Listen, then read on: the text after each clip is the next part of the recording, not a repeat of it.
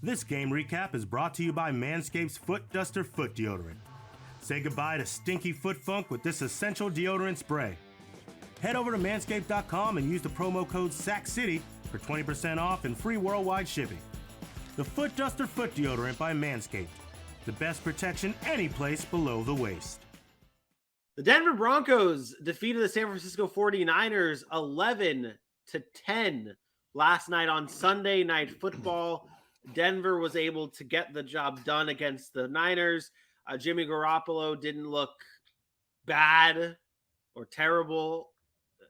I don't know how to say it. I don't know what to say for this game. 11-10 in a game where it just nothing looked good to me. The defenses look good. I shouldn't say that.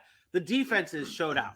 I did really like what San Francisco's defense did, and I did really like what Denver's defense did. Both made plays, and I will just jump to, as I'm talking about it, my player of the game, sorry if this angers you, was Kareem Jackson in this game, with one of the big turning points of this game being that fumble recovery at the end of the game to seal the deal for the Denver Broncos, along with 6 tackles, a pass deflection. I thought Kareem Jackson was the player of the game in a tough game to find some big highlights. I thought Kareem Jackson was that dude. What were your takeaways from the Sunday Night Football matchup? I like the idea of he being a defensive player, but there's a couple things I was really excited about this game. Number one, like, I know 11-10 looks like crap and it looks ugly and the offenses didn't play well, but this is what is wrong with today's NFL quote fan. And I'm not speaking about you here, but like, we see a game like 11-10 and Dylan said it in the chat, oh, this game sucks, I'm turning it off. And it bothered me because, like, we are so enamored with touchdowns and offense that we forget that the defensive players get paid. Like, they are not part of the game. But when it's our team, we love it when the other team doesn't have, any points, right? Like, oh, yeah, when the other team got blown out, that's great. But when both teams are struggling offensively because there's 2 really good defenses, it's a shitty game. I'm sorry. I found the game to be very entertaining because I thought both defenses were really good, and that's the type of football I like. And it's strange coming from a baseball guy and Dylan, who is okay with a no-hitter and 0-0 runs being scored, and that's not a boring game. Or just watching baseball in general and not thinking it's boring. Well, no, I mean, stop. Anyways, I'm not going to go that far. But the fact is baseball, there's not a lot of scoring. He's also a hockey fan, and which games are often 5-3, 3-0. Like, there's a lot of. Let's use that term. Let me loosely. finish. What do you mean loosely? I mean, Dylan he's a hockey fan. He is a hockey fan. The fact is, he watches those games. I'm not talking about what he knows about hockey. It's about being a fan. But I don't hear, oh, this game is boring. And so that, honestly, it bothers me as a football guy when people say that, because it shows me that you're not really understanding that the defensive players get paid. They have a job to do. They are just as good at their job as the offensive players. Yeah. I thought the whole defensive line for the Denver Broncos played outstanding. I thought that was the difference in the game. I would have given it to every defensive lineman they had, any pass rusher, Bradley Chubb, Randy Gregory, all their guys up front. I thought they did an amazing job in this football game. That was what stood out the most to me. And then I want to get into Jimmy Garoppolo, but I want to let you respond because I know you want to respond. Yeah, no, I agree with you. I think that, and when I say that I didn't have much to say about this game, and when I did my little intro to it, the defenses were phenomenal in this game. That is fun to watch. The defenses making plays. It's not just interceptions too. It's just stops. I mean, there were combined 17 punts in this game. 17. It was just back and forth. Defenses just getting stops. It was just, I truly enjoy what we saw. And a name you didn't mention that I think deserves a little bit more credit, that flies under the radar with the Denver Broncos, is Josie Jewell. I think he's a great player for this Denver Broncos team. I think he had a phenomenal game here. He was the other player that was up for my player of the game. I almost said defensive player of the game. But he could have easily been it over Kareem Jackson, who Josie Jewell had 9 tackles, a sack, 2 quarterback hits, a fumble recovery as well. I mean, game-changing plays all around. So I think it's something that everyone on the Denver Broncos defense played well. I think everyone on the San Francisco 49ers defense played well. So I think that's the highlight of the game to me. Let's go to Jimmy G though. You want to talk about him? I said he had an okay day. You think it was what do you think about Jimmy G's day? It was terrible. This was Jimmy Garoppolo, and I've been big on here saying that Jimmy Garoppolo is good enough to win you some regular season games. I lauded for the Cowboys to trade for Jimmy G when Dak got hurt, and the Jets to trade for Jimmy G when Zach Wilson got hurt. But this game was not good, and this is the reason.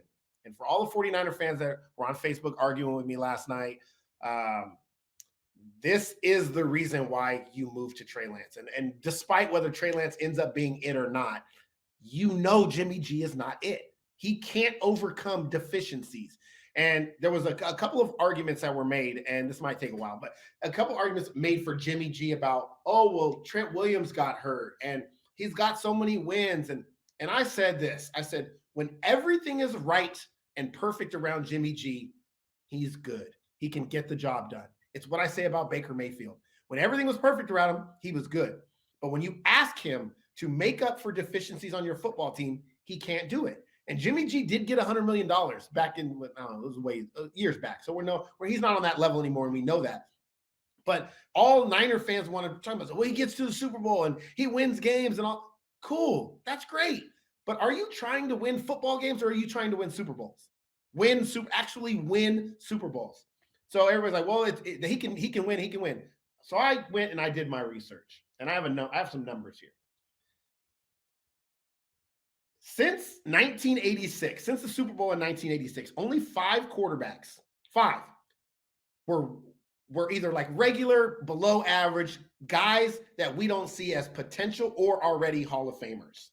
5 since 1986. That's Nick Foles, Joe Flacco, Brad Johnson, Trent Dilfer, and Jeff Hostetler.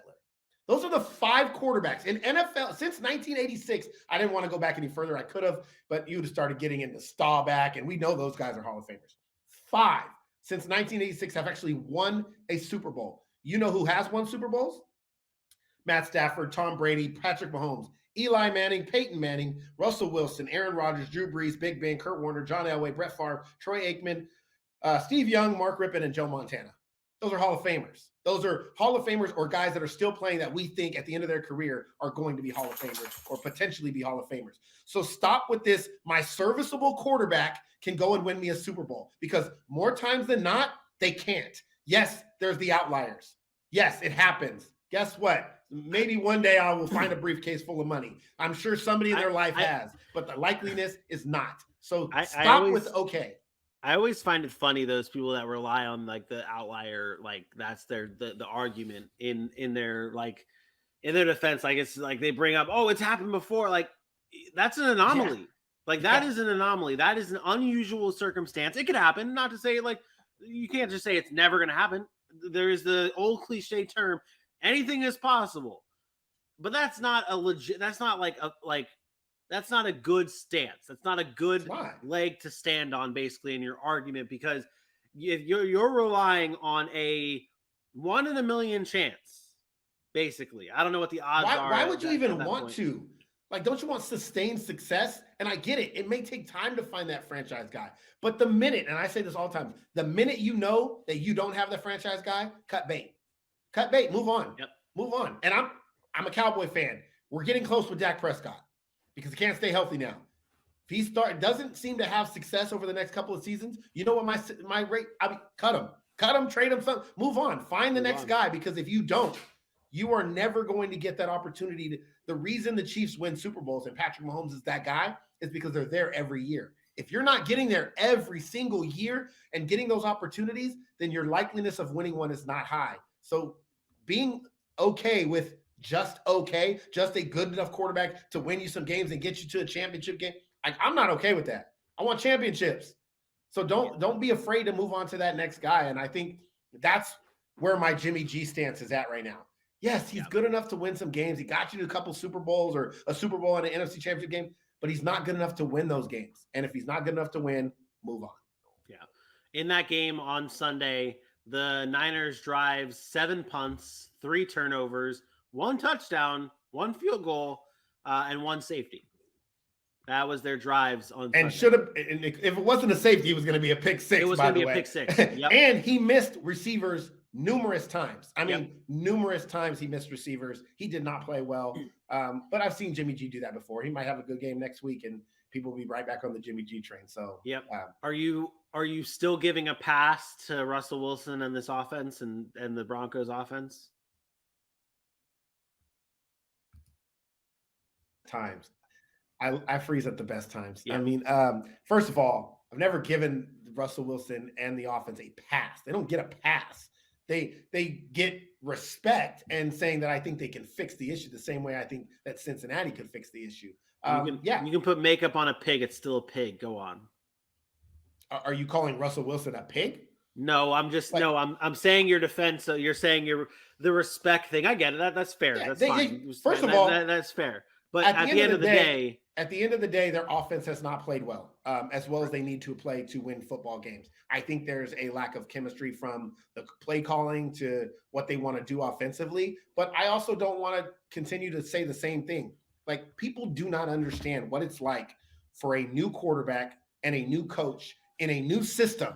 Russell Wilson has played in the shotgun for the past, 7 years.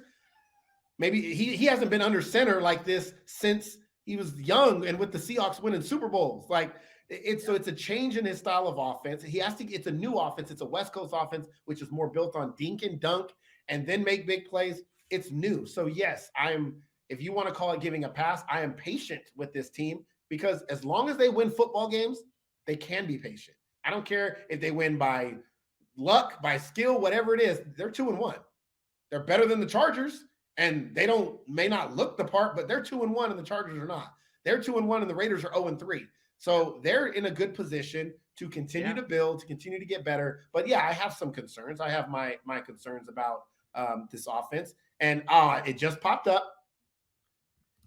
You sound dumb, Bailey. And I was just flat out saying, you sound dumb. Because yes, you gave Russell Wilson to be in the same offense that Aaron Rodgers was in, which was built on the slant game, dink and dunk, and then take your shots deep. Where Aaron Rodgers has went 13-3, 13-3, 13-3 under the same Nathaniel Hackett offense that he's under now.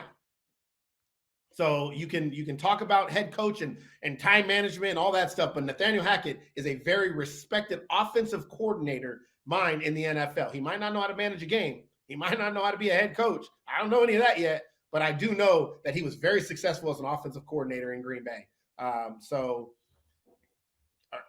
I'm just going to leave it there. He hired a new guy to deal with all the management stuff because he feels like he's better suited just calling plays. Cool. We'll see how it works out. But I will be patient with Denver as long as they're not losing football games. From 2019 to 2021 with Russell Wilson and the Seattle Seahawks, Russell Wilson's first 3 games of those years, 71% completion percentage, 300 passing yards per game.